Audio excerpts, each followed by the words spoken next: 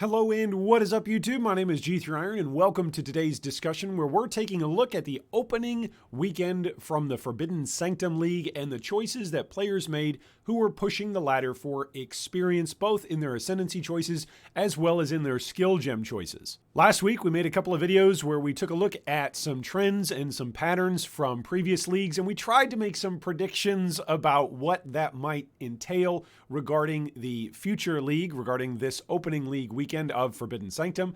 And those predictions were made just for fun, and today is the day where we get to find out just how many of those predictions went absolutely bonkers wrong.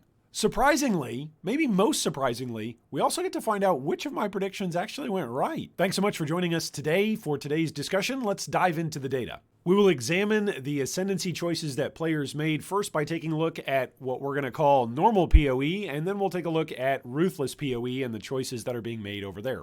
So first off, in Softcore Sanctum, in the top 5 Ascendancy spots, you've got the Elementalist, the Saboteur, the Deadeye, the Occultist, and the Juggernaut. And some mixture of those top 5 roughly stay consistent, at least with about 3 or 4 of them, throughout the various styles of playing and interacting with Sanctum League. Over in Hardcore Sanctum, you've got Juggernaut, Saboteur, Champion, Trickster, and Necro coming in the top 5. Over in SSF, you've got Saboteur, Elementalist, Juggernaut, Pathfinder, and Occultist. And then in Sanctum Hardcore Solo Self-Found, you've got Juggernaut, Trickster, Saboteur, Champion, and Occultist, with the Pathfinder and Elementalist also sharing some of the relatively same amount of player percentages. We've got a little bit of harmonization over at least what's been strong for this opening league weekend, and that harmonization looks like some mixture of the Elementalist, the Saboteur, and the Juggernaut actually coming in across the board, regardless of play style or play preference, whether it's softcore or hardcore or solo self-found or trade league. Either way, players seem to see that those 3 ascendancies are strong opening options for league starters, at least for this particular league. Let's take a look at how things are shaping up over in Ruthless mode and how they're maybe different or how maybe some of the things are the same. Coming in SC Ruthless Trade League, you've got the Occultist, the Necro, the Elementalist, the Juggernaut, and the Unascended Shadow, rounding out the top 5 spots. In Ruthless Sanctum Hardcore, you've got the Occultist, the Juggernaut, the Necromancer, the Elementalist, and the Hierophant coming in the top 5 spots. In SSF Ruthless, you've got the Occultist, the Juggernaut, the Elementalist, the Necro, and the Hierophant, again, mirroring just with some level of change in terms of their popularity between Trade Hardcore and SSF Ruthless. And then in Hardcore SSF Ruthless, which is where, you know, your favorite bearded balding masochist over here has been playing, we've got the Occultist, the Juggernaut, the Hierophant, the Necromancer, and the Raider coming in. But the Raider is tied for player percentage with the Elementalist and the Champion as well. So in Ruthless, we've also got some harmonization amongst players, regardless of whether they're playing in a trade environment or if they're playing in an SSF environment. It seems to be that the Occultist, the Juggernaut, the Elementalist, the Necro, and the Hierophant across the board are relatively strong and relatively high up. And something that was actually surprising to me taking a look at the data was that the Saboteur, for as high up as the Saboteur was in playing regular Path of Exile, how low the Saboteur was by comparison over in Ruthless. That was interesting to me. Maybe that's an indicator that players feel like Saboteur is one of the more support gem heavy style of ascendancies. If you want to play a trapper, then you're going to need a lot of those quality of life support gems in order to make it feel good. But that's part of what was kind of shocking to me about it. I mean, Ruthless isn't about feeling good, right? Ruthless is about the opposite of feeling good, and that in and of itself, the hardness of it, feeling good, if that makes sense. Transitioning from discussing ascendancies to discussing skill gems, let's take a look at what the popular choices were over the opening weekend amongst players that played normal Path of Exile. In Softcore Sanctum League, the top couple of skills are Seismic Trap, Explosive Arrow, Righteous Fire, Venom Gyre, Vortex, Spark, Fire Trap. That's what makes 5% or more of the player base in Sanctum Softcore. Over in Sanctum Hardcore, you've got Seismic Trap, Explosive Arrow, Righteous Fire, Exsanguinate, Bone Shatter, Vortex, Summon Raging Spirit, and Toxic Rain, making up 2% of player choices on main skills of 5 links or more. In Sanctum SSF, you've got Seismic Trap, Explosive Arrow, Righteous Fire, Toxic Rain, Exsanguinate, Poisonous Concoction, Vortex, and Bone Shatter, making up 4% of player choices. And then over in Sanctum Hardcore Solo Self-Found, you've got Seismic Trap, Bone Shatterer, Explosive Arrow, Toxic Rain, Vortex, Righteous Fire, Volcanic Fissure, and Exsanguinate, and Summon Raging Spirits, making 1% or more of the player base. So there's a lot of consistency across the board here, and taking a look at the Ascendancies, it should come as no shock. In leagues where Saboteur is getting picked as a top tier Ascendancy or as a player preferred choice for league opening weekend, Seismic Trap seems the way to go. Let's take a look at how these particular stats and player choices compare with Ruthless mode. Now, taking a look at skill gem choices in Ruthless, you'll notice that we are pulling data from any skills on any link rather than just taking a look at links on 5 links or not. And the reason for that, I can tell you through the painful and still enjoyable experience of playing Ruthless, is that you're simply starved for gem links. That's what you are. Support gem links only drop.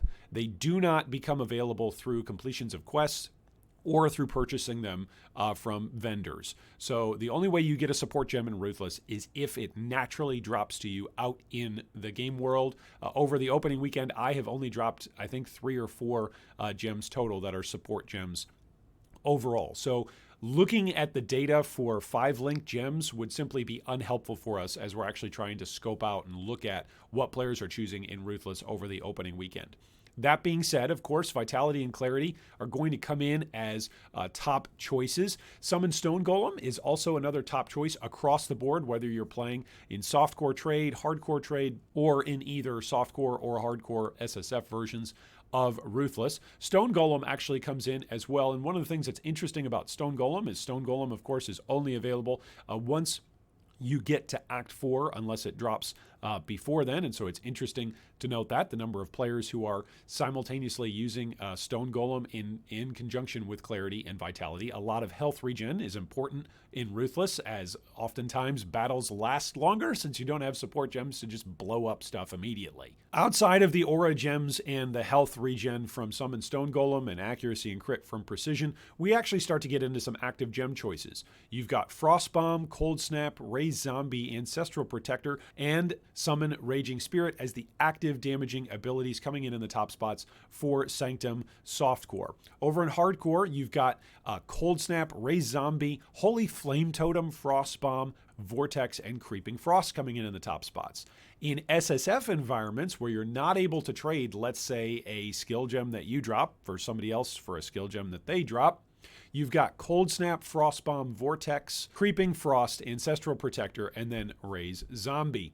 Over in Hardcore Solo Self-Found Ruthless, which is where your balding bearded friend over here is playing, we've got Ancestral Protector coming in, Holy Flame Totem, Frost Bomb, Cold Snap, and then Creeping Frost, Raise Zombie, and Vortex. So the trends from opening weekend, at least over in Ruthless, seem to be, since we don't have as many support gems available to us, we're trying to essentially, players are across the board, trying to have more sources of active damage coming out and up at the same time. That means minions, that means totems, and that means abilities that have a duration tag to them that are going to stick around and allow you to keep casting or pull up or activate another source of damage while you are engaged in a fight. So how did we get to the opening weekend meta that we're taking a look at today? Well, at least over in Softcore Sanctum League, this is the way things took shape over day 1, day 2, and day 3. The top 4 spots didn't change at all. You've got Elementalist, Saboteur, Deadeye, and Occultist,